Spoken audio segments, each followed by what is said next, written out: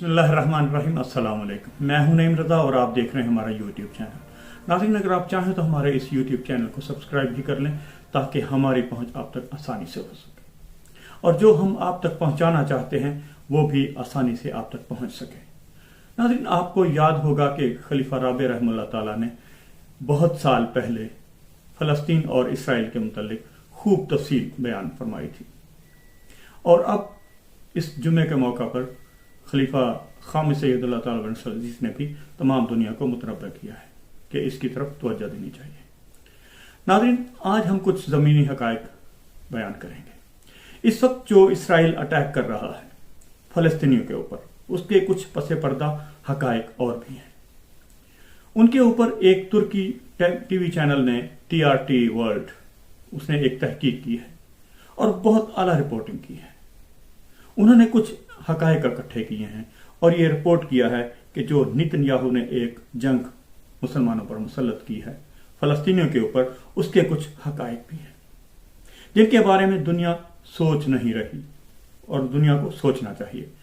ایسا نہیں ہو سکتا کہ رمضان مبارک آیا اور یہودیوں نے ایک دم اٹیک کر دیا۔ یہ اٹیک اس سے پہلے یا اس سے بعد بھی ہو سکتا تھا۔ اس کی جو ٹائمنگ ہے وہ بہت اہم ہے۔ کسی بھی کارروائی کے پیچھے کوئی ایک فیکٹر نہیں ہوتا، بہت سارے فیکٹر ہوتے ہیں، اور آپ کو سارے فیکٹر ایک ایک کر کے دیکھنا چاہیے۔ سادہ سی بات تو یہ ہے کہ یہودیوں نے وہ زمینیں حاصل کرنی ہے، اور ان کا ایک بڑا مقصد ہے کہ مسجد اقصی کو شہید کر کے وہاں پر ایک تیسرا بڑا ٹیمپل بنایا جائے، اور اس کے بعد ان کی کوشش ہوگی کہ تابوت سکینہ جس کو وہ ڈھونڈ رہے ہیں، اس تابوت کو وہاں پر لا کر رکھیں۔ ان کا ایک اور مقصد یہ بھی ہے کہ جو برطانیہ میں ان کا ایک تخت پڑا ہوا ہے، وہ جو ایک پتھر کا ہے، اسرائیلی بادشاہوں کی تاج پوشی بھی اسی تخت پر ہوتی تھی، وہ حضرت داؤد علیہ السلام سے منسوب کیا جاتا ہے۔ حقیقت تو اللہ تعالیٰ ہی بہتر جانتا ہے۔ اس تخت کو بھی وہ واپس لانا چاہتے ہیں، پھر وہ اپنے مسیح کا انتظار کر رہے ہیں۔ جب وہ آ جائے گا تو پھر ان کی پوری دنیا میں اقتدار ہو جائے گا، بقول ان کے وہ ایسا چاہتے ہیں یا ان کی یہ سوچ ہے۔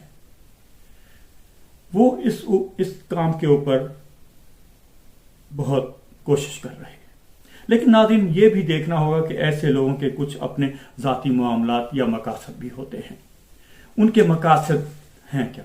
TRT ورلڈ نے کچھ زمینی حقائق سے پردہ اٹھایا ہے اور 3 بڑے فیکٹرز بتائے ہیں جن کی وجہ سے نیتن یاہو فوری طور پر یہ کارروائی کرنا چاہتے تھے، اور انہوں نے یہ کارروائی کی۔ وہ آج ہم آپ کے سامنے رکھنے کی کوشش کریں گے۔ TRT ورلڈ کا کہنا ہے کہ نیتن یاہو نے اپنی 4تھی اور 5ویں وزارت عظمیٰ کے دوران، یاد رہے نیتن یاہو ایک لمبے عرصے سے وزیر اعظم چلے آ رہے ہیں، انہوں نے مسلمانوں پر بے انتہا مظالم کیے۔ انہوں نے ایک دفعہ ہلری کلنٹن کو کہا تھا کہ مسلمانوں کا زیادہ سے زیادہ خون بہانا اور ان کی نسل کشی کرنا ہماری پالیسی کا حصہ ہے۔ نیتن یاہو نے اپنی 4تھی اور 5ویں وزارت عظمیٰ کے دوران بدعنوانیاں اور کرپشن کی ہے، اور ان کی تحقیقات شروع ہو گئی ہیں۔ دسمبر 2016 میں نیتن یاہو کو تفتیش میں شامل کیا گیا تھا۔ پولیس کی جانب سے ان کے اوپر 3 بڑے جرائم میں فرد جرم عائد کرنے کی سفارش کی گئی تھی، اور ان کے اوپر فرد جرم عائد بھی ہو گیا تھا۔ وہ جرائم کون سے تھے؟ نمبر 1، بیچ آف ٹرسٹ، یعنی عوام کے اعتماد کو ٹھیس پہنچائے۔ رشوت کو قبول کرنا یعنی کرپشن۔ فراڈ یعنی دھوکہ دہی۔ یہ 3 بڑے جرائم تھے نیتن یاہو کے اوپر۔ ان 3 الزامات یا جرائم، ان کی روشنی میں یروشلم کی عدالت میں 2019 میں ان کے خلاف ٹرائل شروع ہوا۔ ان کیسز کی وجہ سے وزارت عظمیٰ کے علاوہ جو باقی عہدے تھے ان کے پاس، جیسا کہ ٹیلی کمیونیکیشن کی وزارت بھی ان کے پاس تھی، اور کچھ اس کے علاوہ بھی، وہ سب کچھ ان کو چھوڑنا پڑے۔ وہ صرف وزیر اعظم کے طور پر رہ گئے۔ پہلا کیس جس میں ان کے خلاف عدالت میں گواہیاں شروع ہوئیں، گواہیوں کے بیانات قلم بند کیے گئے۔ ٹرائل مکمل ہونے جا رہا ہے، وہ بہت بری طرح इस वक्त फंसे हुए हैं। पहला केस जो नेतन्याहू और उनकी अहलिया के खिलाफ है, उन दोनों ने कई बाअसर लोगों, ताकतवर लोगों से कीमती तोहफे वसूल किए। ये उनके ऊपर पहला केस है और पूरा साल वो ये तोहफे वसूल करते रहे। जैसा कि तोशाखाना केस, जैसे बाहर से आप तोहफे वसूल करो और खा जाओ। 2016 में ये बाअसर और ताकतवर लोगों से तोहफे वसूल करते रहे।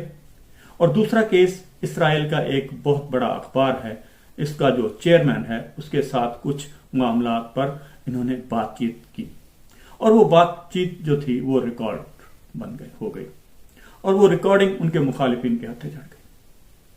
इस बातचीत की तहकीकात शुरू हुई। इस बातचीत के अंदर नेतन्याहू ऐसी कानून साजी पर तबादला ख्याल कर रहे थे। उस अखबार के चेयरमैन से जिस कानून साजी के बाद जो दूसरा बड़ा अखबार है उसका नाम इसराइल होम। इसराइल होम को नुकसान और दूसरे अखबार यानी जिसके चेयरमैन से वो बातचीत कर रहे थे उसको फायदा देने की एक मखसूस कानून साजी की हामी भरी गई थी। ये मामला भी अदालत में चल रहा है। जी हाँ नाज़रीन, ये मामला अदालत में है। और तीसरा केस जो था वो एक जर्मनी से डॉल्फिन क्लास की 3 सबमरीन की खरीदारी में नेतन्याहू के करीबी अजीज करप्शन करते पाए गए। इस केस में भी नेतन्याहू इन्वॉल्व पाए गए। और चौथा केस इसराइल में टेली कम्युनिकेशन की एक कंपनी है जिसका नाम है बीजेक। बीजेक कंपनी को फायदा पहुंचाया गया वहां के रेगुलेटर की जानिब से। यह फायदा उस वक्त पहुंचाया गया जिस वक्त नेतन्याहू खुद उसके वजीर थे। इसमें भी उनकी इन्वॉल्वमेंट निकल आई। पांचवा मामला नेतन्याहू की अहलिया के खिलाफ एक मुकदमा चल रहा था। वो मुकदमा जिसमें कहा गया था कि नेतन्याहू ने उस मुकदमे की पैरवाई करने वाले को ऑफर की थी, यानी जो उस मुकदमे के शरीक थे यानी दूसरी पार्टी जो थी उनको एक ऑफर की गई कि उनको वो अटॉर्नी जनरल ऑफ इसराइल का ओहदा बतौर रिश्वत दे देंगे कि तुम्हें अटॉर्नी जनरल बना दिया जाएगा, तुम मेरी बीवी के खिलाफ मुकदमा वापस ले लो। तो ये मामला भी रिश्वत के साथ पेश हो गया, यानी इसके सबूत भी जो थे वो रिश्वत के तौर पर पेश कर दिए गए। इन 5 बड़े मामलात में नेतन्याहू फंसा हुआ है। टीआरटी ने कुछ और भी बताया है कि नेतन्याहू का बेटा यार नेतन्याहू ये सोशल मीडिया पर उनके लिए काम करता है। ये भी बहुत सारे मामलात में फंसा हुआ है। कुछ देर पहले फेसबुक ने इनका अकाउंट भी बंद कर दिया था जब उन्होंने मुसलमानों और इस्लाम के खिलाफ नफरत अंगेज मवाद फैलाया था। इस्लामोफोबिया के लिए ये काम करता रहता है। इस्लाम के खिलाफ ये मुख्तलिफ तनाज़ात में घिरा हुआ है। ये भी बड़ी मुश्किलात में है। जानवरों के हुकूक के लिए एक खातून एक्टिविस्ट हैं, उनको भी इन्होंने अब्यूज किया। उसने भी एक मुकदमा कर रखा है। इसराइल में यह मामला काफी जेर बहस है कि वजीर आजम का बेटा कुछ भी करता फिरे, कोई पूछने वाला नहीं। उसने हर चीज को अपने हाथ में लिया हुआ है। नेतन्याहू अपने बेटे की वजह से और अपने इन 5 केसेस की वजह से भी बहुत मुश्किलात का शिकार है। एक और बड़ी वजह जो बताई जाती है, जो गुज़श्ता वर्षों में 4-5 इलेक्शन हुए, कोई भी पार्टी इतनी मकबूल नहीं कि वो अक्सरियत में आ सके। इसलिए इसराइल के अंदर कानून साजी नहीं हो पा रही। सियासी बहरान है।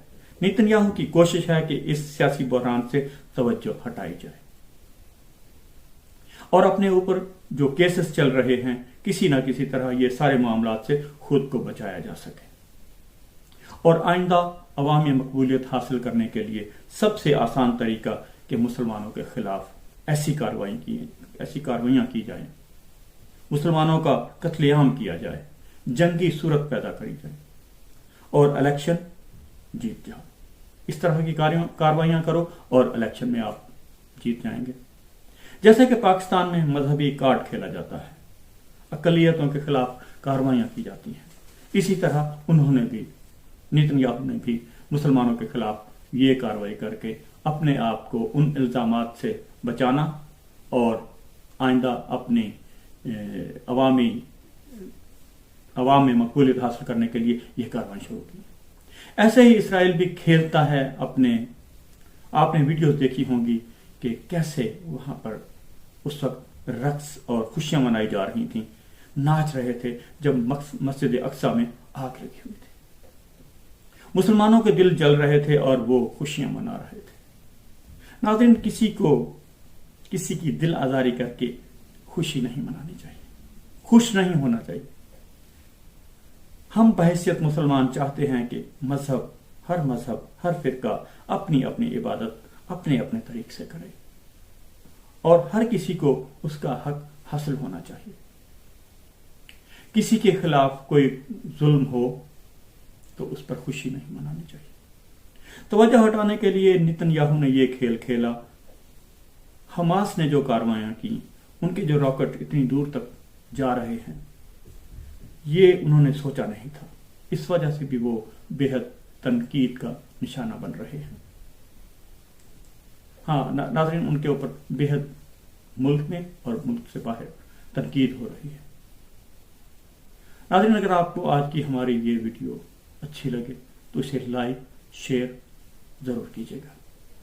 جب آپ سبسکرائب کریں تو اس کے ساتھ لگے بیل آئیکن کو بھی ضرور ہلکا سا پریس کر دیجیے گا۔